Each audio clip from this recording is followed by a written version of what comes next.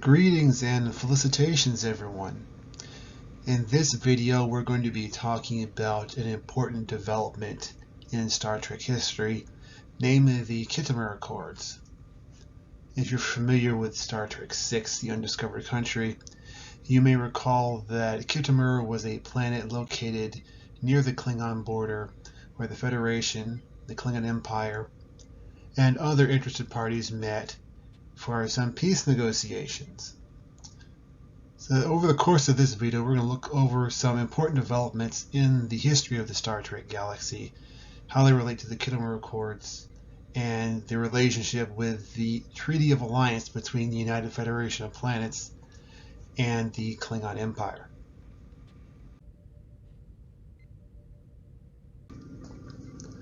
First, we're going to talk about the event we just mentioned from Star Trek VI, which I'm going to refer to as the first Khitomer Accords.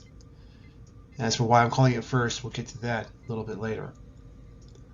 We can date this event in 2293, and the basis for this year is Dr. McCoy's statement during his trial that he had been a ship surgeon on the USS Enterprise for 27 years. We get some references to this event in later Star Trek in the 21st century. For example, in the Deep Space Nine episode, You Are Cordially Invited, Jadzia mentioned that she helped negotiate the Khitomer Accords before Worf was born, although Sisko clarifies that she's talking about Curzon. Also, in the Voyager episode Prophecy, the crew runs into some Klingons in a generation ship in the Delta Quadrant, and Voyager has to inform them that the Federation signed a peace treaty with the Klingons over 80 years ago, and they give them a copy of the Khitomer Accords. Clearly based on a time reference, this is referring to the first Khitomer Accords in 2293. Now, this treaty put an end to the period of hostility between the Federation and the Klingons that had characterized most of the late 23rd century. However, this was not the point where they actually became allies. That is going to be later on, as we will see.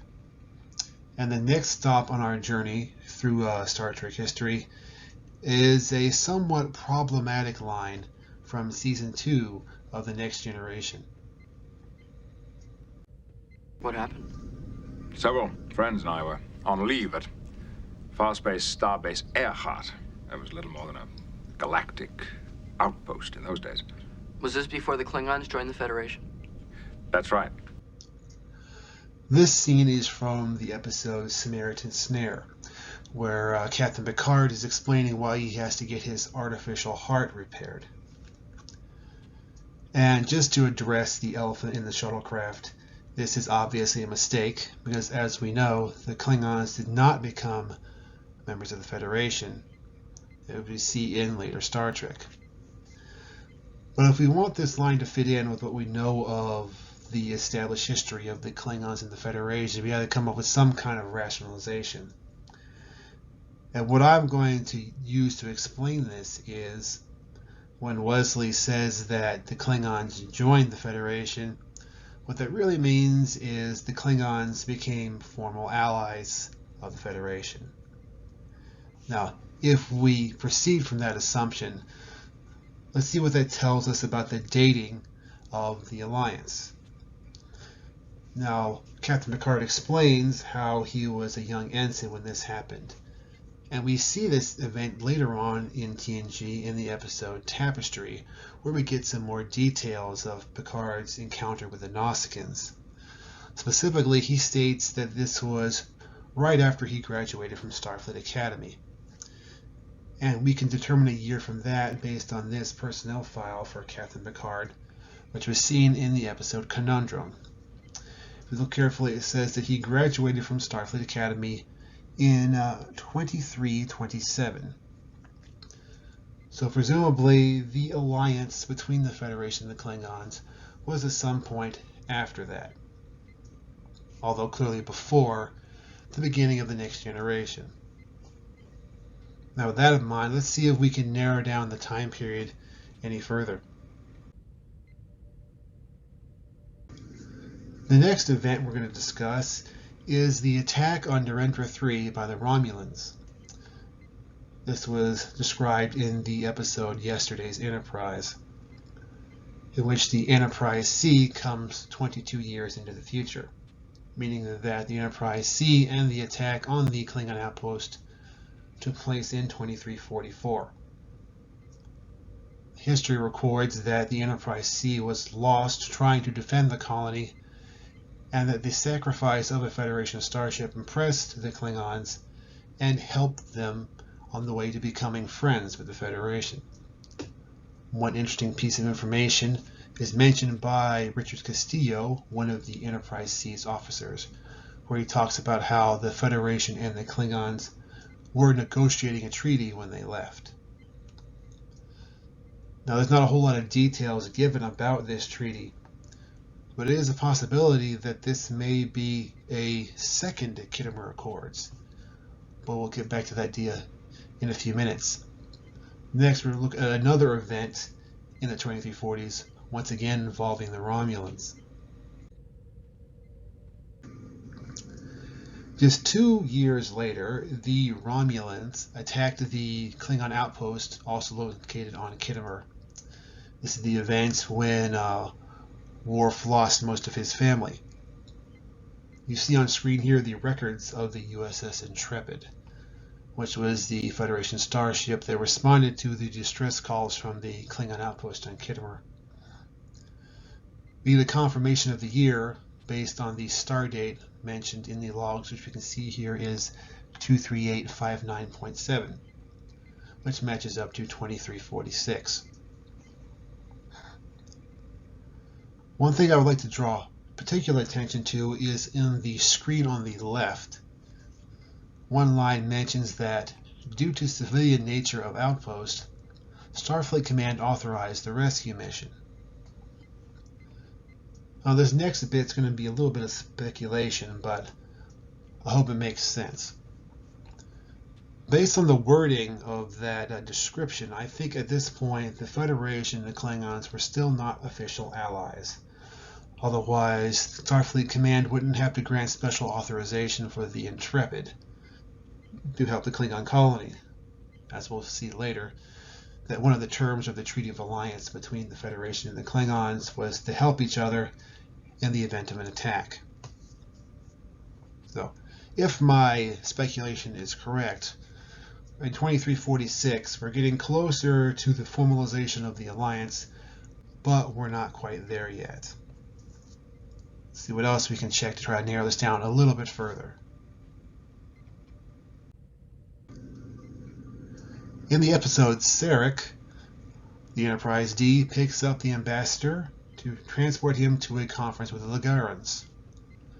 On this occasion, Commander Riker comments that he had studied Sarek's career while he was in school, and he mentions several of his accomplishments, such as negotiating the Klingon alliance. Now, in school is not a very specific term, but if we pull in some information from other episodes, maybe they can help us narrow down the date. In particular, in the episode Chain of Command, Part 1, when Captain Jellicoe beams onto the Enterprise, he mentions that Riker is from the class of 57. So if Riker learned about the Klingon alliance while he was in school, it would have had to have taken place sometime before 2357, when he would have graduated from Starfleet Academy. So, if my logic is sound, that would place the signing of the Treaty of Alliance between the Federation and the Klingons sometime between 2346 and 2357. So for the sake of argument, I'll just say it's somewhere in the neighborhood of 2350, which brings us to our next point. In the film Star Trek Insurrection, Riker and Troy are doing some research on the Sona, and they find this interesting bit of information in the Sona's file. You can see it here highlighted in red at the bottom.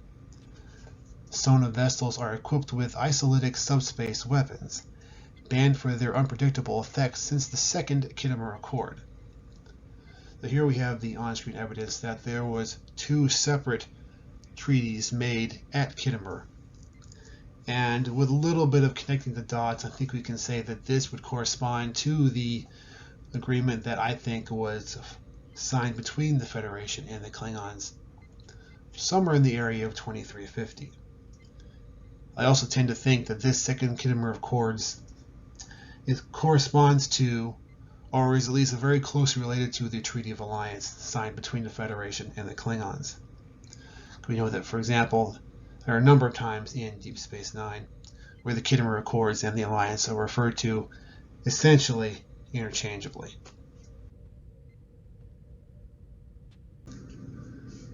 The Treaty of Alliance specifically is mentioned in Redemption when Gowron asks for Federation assistance against the Duras family. Although Captain Picard has to decline any direct involvement since internal matters are not covered by the statutes in the Treaty of Alliance where the Klingons and the Federations would help each other in the event of an attack. Also, we learn later in Deep Space Nine, after the Federation condemns the Klingon invasion of Cardassia, that Gowron formally withdraws from the Khitomer Accords, essentially ending the Treaty of Alliance. An interesting statement in that same episode, Way of the Warrior, when Captain Sisko is contemplating what to do when he sees the Klingons attacking the Cardassian leadership he's come to rescue, Bashir says 2 decades of peace with the Klingons all come down to this. Now when he mentions 2 decades, he obviously can't be talking about the first Khitomer Accord, because that would be about 80 years in the past. However, 2 decades would coincide nicely with the time period of 2350, which I'm supposing is when the treaty was signed between the Klingons and the Federation. Whereas after it is revealed that the Dominion has been manipulating the Klingons and that the Cardassians joined with the Dominion, Gowron decides to reinstate the Khitomer Accords, as we can see here. Although, unfortunately, we can't make out a whole lot of details of what the pad actually says. However, I believe here when he reinstates the Khitomer Accords is also when Gowron is reinstating the formal alliance between the Federation and the Klingons, which would see them through the ensuing Dominion War. Well, I think that about wraps it up for this video. What do you all think of my theory? I welcome any comments down below. Thank you for joining me, and I hope you have a blessed day. Great visionary named Spock recommended an alliance between the Federation and the Klingon Empire. I myself spoke out against such a coalition. But the alliance was forged, and it brought a stability to the quadrant that had not been there for 200 years.